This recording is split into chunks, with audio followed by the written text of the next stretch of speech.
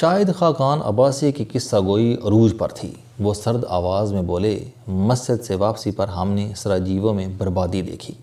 عمارتیں گری ہوئی تھیں، دیواروں میں گولیوں اور گولوں کے چھید تھے۔ ہمارے کانوائے پر بھی فائرنگ ہوتی رہی، لیکن ہم بختر بند گاڑی کی وجہ سے محفوظ رہے۔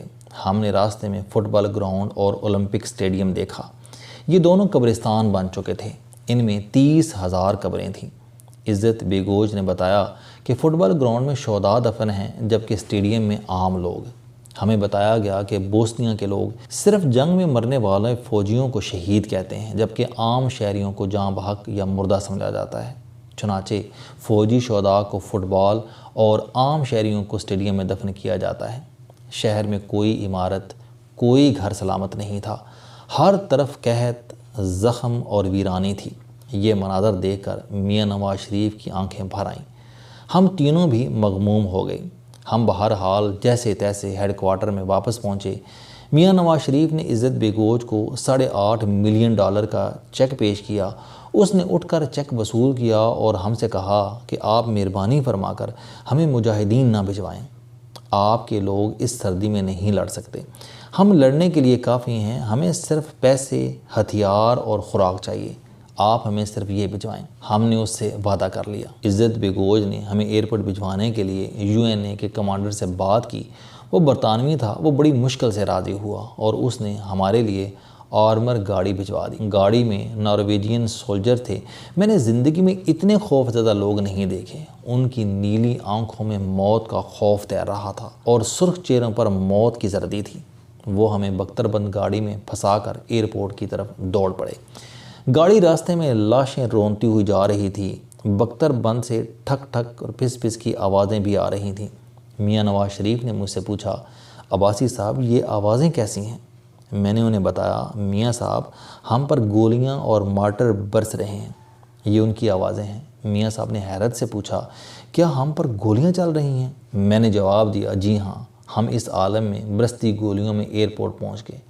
نارویجین سولجر ہمیں ایئرپورٹ پر پھینک کر واپس چلے گئے۔ ایئرپورٹ پر کسی ایئر لائن کا عملہ تھا اور نہ ہی سیکیورٹی۔ ایئرپورٹ کھلا پڑا تھا۔ رن وے کی سائڈ پر مورچے تھے اور ان میں سولجر رائفلیں اور توپیں لگا کر بیٹھے تھے۔ ہم اب یہاں سے نکلیں گے کیسے؟ ہم میں سے کسی کے پاس اس سوال کا جواب نہیں تھا۔ ہم وہاں گھنٹوں بھوکے پیاسے بیٹھے رہے۔ خوش قسمتی سے اس دوران UN کا ایک جہاز اترا۔ میں نے سب سے کہا کہ دوڑیں، ہم نے یہ جہاز پکڑنا ہے۔ جہاز صرف 2 منٹ کے لیے اترا تھا اور اس میں سے کرین کے ذریعے سامان اتارا جا رہا تھا۔ ہم دوڑ کر اس میں سوار ہو گئے۔ ہمارے گھستے ہی جہاز کے دروازے بند ہوئے اور یہ رن وے پر دوڑنے لگا۔ یہ جہاز کس کا تھا اور یہ کہاں جا رہا تھا ہم نہیں جانتے تھے۔ ہماری قسمت اچھی تھی، زگریب سراجیوو سے قریب ترین ایئرپورٹ تھا اور یہ 1 گھنٹہ بعد وہاں پہنچ گیا۔ ہم نے وہ رات دوبارہ زگریب میں بسر کی۔ اسلامک سینٹر سے $80 کی ایک مرغی خریدی، ٹھٹرتے سسکتے ہوئے وقت گزارا اور اگلے دن ہماری واپسی کا سفر شروع ہو گیا۔ میں نے پوچھا، یہ $8.5 ملین کس کے تھے؟ یہ بولے کہ یہ میاں شریف کی ذاتی رقم تھی۔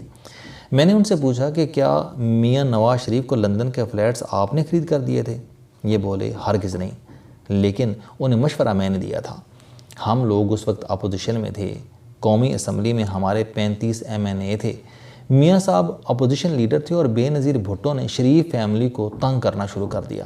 مجھے ایک دن میاں صاحب نے بلا کر پوچھا، میرے 4 بچے ہیں، میں چاہتا ہوں کہ میں ان کے نام پر باہر 4 پراپرٹیز لے لوں، کون سا ملک بہتر رہے گا؟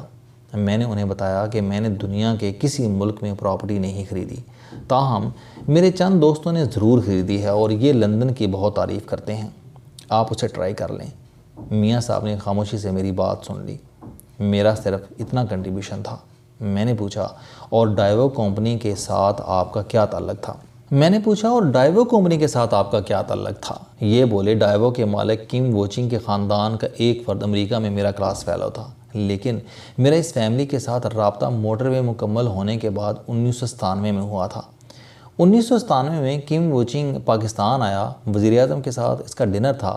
اس نے اس ڈنر میں میاں صاحب سے کہا کہ میں شاہد خاقان عباسی سے ملنا چاہتا ہوں۔ یہ میرے کے کلاس فیلو رہے ہیں۔ میاں نواز شریف کو اس وقت میری اس ریلیشن شپ کا پتہ چلا اور یہ حیران بھی ہوئے۔ میں نے پوچھا، کیا شریف فیملی نے ڈائیو سے کک بیکس لی تھیں؟ شاہد خاقان عباسی کا جواب تھا کہ میں 35 سال سے میاں نواز شریف کو جانتا ہوں، میں حلف دے سکتا ہوں کہ نواز شریف نے کسی سرکاری سودے میں کک بیک نہیں لی۔ میں نے پوچھا میں ڈائیو کمپنی کے بارے میں پوچھ رہا ہوں۔ ان کا جواب تھا کہ میں نے ڈنر کے دوران کم واچنگ کو نواز شریف کی بہت خوش آمد اور عزت کرتے دیکھا، اور میرا تجربہ ہے اگر کسی نے کسی کو پیسے دیے ہوں تو وہ کک بیکس لینے والوں کی اتنی عزت نہیں کرتا۔ چنانچہ یہ الزام بالکل غلط تھا۔ میں نے پوچھا کیا آپ نے اپنے کلاس فیلو سے پوچھا تھا؟ یہ بولے ہاں میں نے پوچھا تھا اور اس کا جواب بھی نہ تھا، اور اگر اس نے کوئی گڑبڑ کی ہوتی تو اس کا جواب اتنا واضح نہ ہوتا۔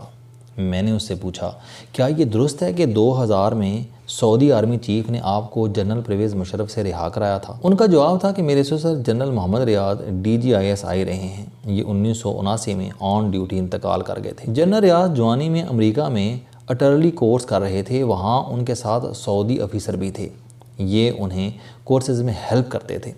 ان میں سے ایک افسر 2000 میں سعودی عرب کا آرمی چیف بن گیا۔ یہ جنرل پرویز مشرف کی دعوت پر پاکستان کے دورے پر آیا اور میرے سسرال وزٹ پر گیا۔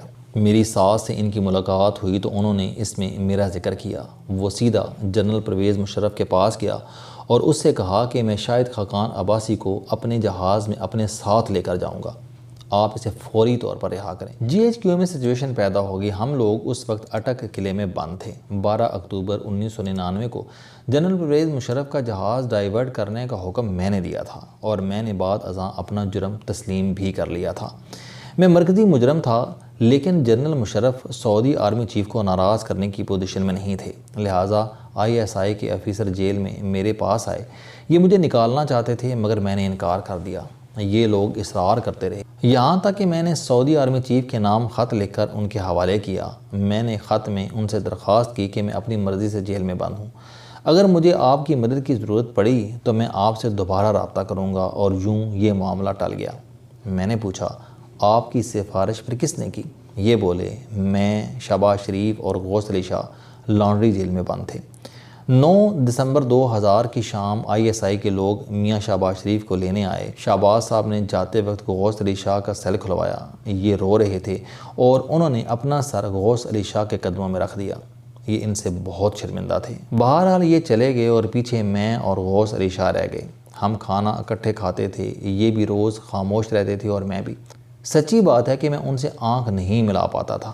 میں سوچتا تھا کہ ہم پنجابیوں نے ان کے ساتھ کیا کیا، انہیں جیل میں چھوڑ کر چلے گئے، یہ ہمارے بارے میں کیا سوچتے ہوں گے۔ شاہ صاحب کے اس دوران ISI کے ساتھ مذاکرات شروع ہو گئے۔ انہوں نے مجھ سے مشورہ کیا کہ مجھے کہا جا رہا ہے کہ آپ 10 سال سیاست نہ کرنے کا حلف نامہ دے دیں، ہم آپ کو چھوڑ دیتے ہیں۔ میں نے انہیں کہا کہ آپ 50 سال لکھ کر دے دیں، مگر اس عقوبت خانے سے نکلیں۔ یہ ایک دن سپرنٹینڈنٹ کے کمرے میں گئے اور پھر واپس نہیں آئے۔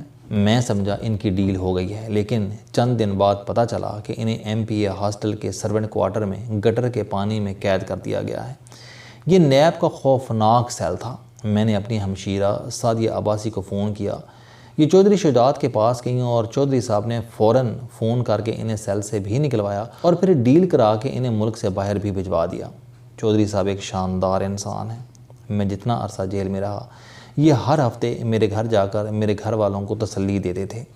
میں نے پوچھا پھر آپ کی سفارش کس نے کی تھی؟ یہ کہہ کر لگا کر بولے میرے سفارشی میجر جنرل راشد قریشی تھے۔ ان کی بیگم میری بہن کی کلاس فیلو رہی تھیں۔ اس نے ان کی بیگم سے رابطہ کیا، بیگم نے جنرل راشد شریف سے بات کی اور راشد قریشی نے جنرل پرویز مشرف کو راضی کر لیا۔ جنرل مشرف کے ساتھ میرا ایک اور تعلق بھی تھا، اور وہ تعلق بھی اس مشکل وقت میں کام آیا۔ السلام علیکم۔ آپ سٹوڈنٹ ہیں، کوئی جاب کرتے ہیں، کاروبار کرتے ہیں، یا پھر آپ گھریلو زندگی گزار رہے ہیں۔ اگر آپ اپنی زندگی کو بدلنا چاہتے ہیں تو اس چینل علم دوستی پر آپ زندگی میں کامیابی کے لیے جاوید چوہدری صاحب کے موٹیویشنل، سوشل، سیلف ڈسکوری سے ریلیٹڈ اور صحت سے متعلق بے شمار کالم سن سکتے ہیں۔ میرا دعویٰ ہے کہ یہ چینل آپ کی زندگی بدل دے گا۔ اس چینل کا مقصد اچھی باتیں معاشرے میں پھیلانا ہے، اور اچھی بات کو دوسروں تک پہنچانا صدقہ جاریہ ہے۔